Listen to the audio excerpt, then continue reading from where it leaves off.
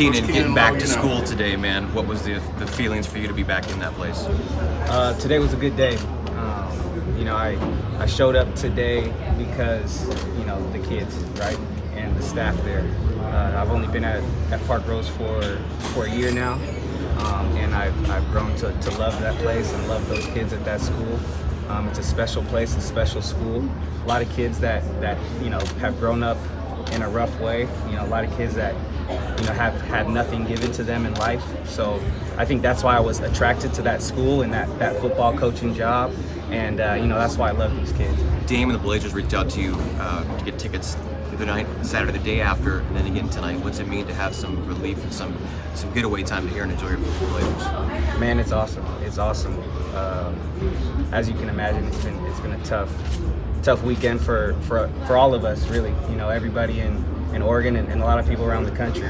I've been getting a lot of love from all around the country because this is such a story that usually ends in tragedy, and this is from God's will that this ended up well. It's a scary situation. We were in the headlines, but we were in the headlines, and it wasn't a tragedy. So that I'm just thankful for that. How'd you find yourself in the classroom that day? Like how you got to the classroom from where you were in the school and all that? Can you walk us through kind of what happened real quick? Yeah. So there's the main building at Parkrose, and then there's the Fab building, the Fine Arts building, which is a little walk past the football field. So. I walk out there, I get a call to go grab a student. I get 30, 40 calls every day to just grab random students to take them down to the office and, pass messages, deliver notes, all that stuff. So it's just another random, regular call to go grab a student out in the Fab building. And, I walk in there, I get to the classroom.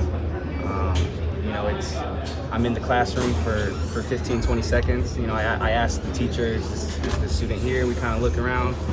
Student's not there. After I'm in the classroom for 20 seconds, the door opens, and I'm within arm's length of the door. About 3 feet away from the door, and there's a kid with a gun, a shotgun. As soon as that door opens, so pretty crazy situation. In a fraction of a second, I analyzed everything really fast. I saw the look in his face, look in his eyes, looked at the gun, I realized it was a real gun, and then my instincts just took over. I lunged for the gun, put 2 hands on the gun, and he had his 2 hands on the gun, and obviously the students are running out of the classroom and screaming, and I'm just making sure that barrel of the gun isn't pointing towards them or towards me, and I was able to wrestle it away and kind of save the day. Everyone's using the word hero, and rightfully so. I mean, from our perspective, how do you respond to it? I respond to that just I think the universe works in amazing ways. I think I've gone through stuff in my life that have prepared me for that moment, and I'm lucky and I'm happy that I was in that classroom for those kids and that I was able to prevent that tragedy. I don't know necessarily hero is the right word, but the universe works in mysterious ways, and I was meant to be in that classroom, and I was meant to stop a tragedy. That scuffle, approximately how long did that last? Details like that, I don't really know. I can't really remember that. All I know is the important parts is that I was able to get that gun from him, and everybody got out safe. What's your message to other staff leaders around the country that deal with this, unfortunately, often to step in and you don't want to call yourself a hero, but you were? Yeah, and I think, my message to staff members or people that work in schools is love your kids. I wouldn't have signed up to coach Parkrose football or signed up to be a security guard at Parkrose if I didn't love these kids. If you're a teacher, if you're a staff member, you should love your kids. And I would expect every teacher and every staff member to do what they can, to make sure stuff like this doesn't happen. Again, it was kind of, the universe works in crazy ways. So, I just happened to be in that same classroom. Obviously, that student didn't know I was right there when he was going to open the door. I was within arm's length of him, so obviously it happened fast, and I was able to get to him. So I'm lucky in that way. But you know, to staff members, school teachers, all that, just love your kids. We have to protect that next generation, and I look at myself as someone that wants to protect that next generation and wants to continue to spread love around this world, and especially around Portland. Did any part of you at any time think momentarily, right at that moment, run, get the hell out of there? Never. What are the discussions like with the kids now today and going forward? You know, the discussions were good. I got a lot of love from the kids. Obviously, I got a lot of hugs, and they were all just happy that I was there. They're all telling me thank you, and you know, we had a lot of extra people in the building, a lot of counselors from around, you know, the David Douglas and Reynolds and a lot of those schools. They brought their counselors in. There was extra, you know, police there, and we had a good support system ready for the kids, especially those kids that were in that building at that time. So yeah. During that struggle, did you guys exchange any words? Was anything said between you and that student? Well, once I got the gun and I kind of called for another teacher to come to grab the gun from me, then it was just me and that student, and you know, it was a real emotional time. It was emotional for him. It was emotional for me. You know, in that time, I felt compassion for him.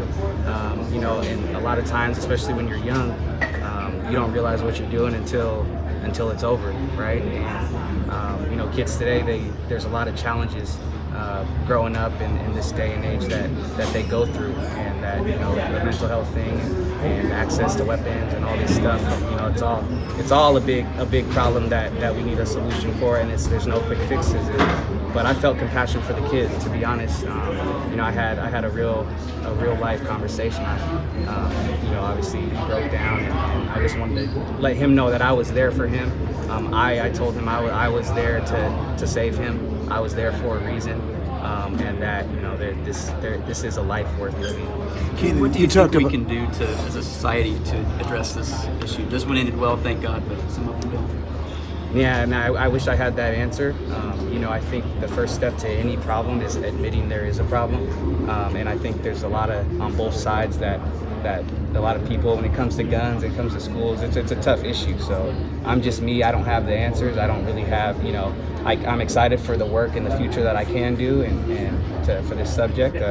But you know, there's not an easy fix. But I think on both sides of the arguments, when it comes to guns, when it comes to violence, when it comes to school, protecting our kids, I think we have to just at least come together and agree that there is a problem. Once we all can agree that there's a problem, then that's how you find a solution. You talked about how emotional it was. What's the last couple of days been like, and what's it going to be like for you going forward? You know, the last couple of days have been tough, but man, I've gotten an outpouring of support, especially around our community here in Portland, but you know, across the country, across the world even. And you know, it's big. You know, when you see stuff like Patrick Mahomes tweeting about me, and Steve Kerr taking a second just to acknowledge me, and Dame and all his nice words and his tickets, and I got to meet him the other day. You know, that stuff has really helped. And you know, I have a great support system. I have a great family, great brother, great girlfriend, great, you know, sister, mom, that have helped me through this. Moving forward, I'm just excited to be here for this community and to continue to help these kids, man. It's all about that next generation. What can we do to help that next generation? They are the future of our country.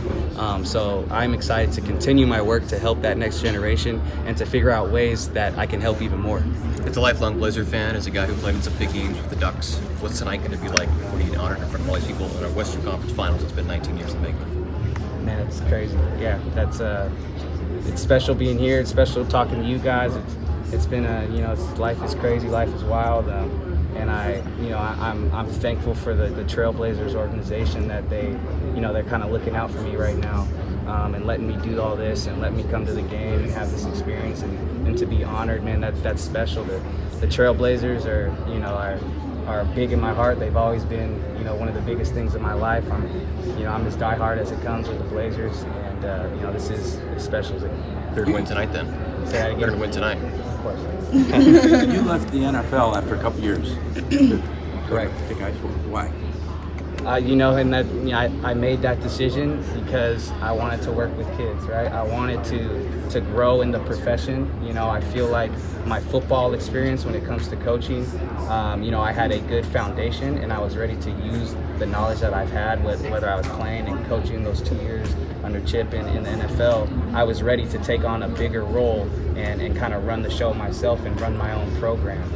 And what better way than to coach, high school kids, So I'm kind of, two birds, one stone kind of thing, where I'm able to grow and find my voice as a head coach, because that's what I want to be moving forward in the future. But also work with that next generation and help mold these kids and give them somebody that they can count on.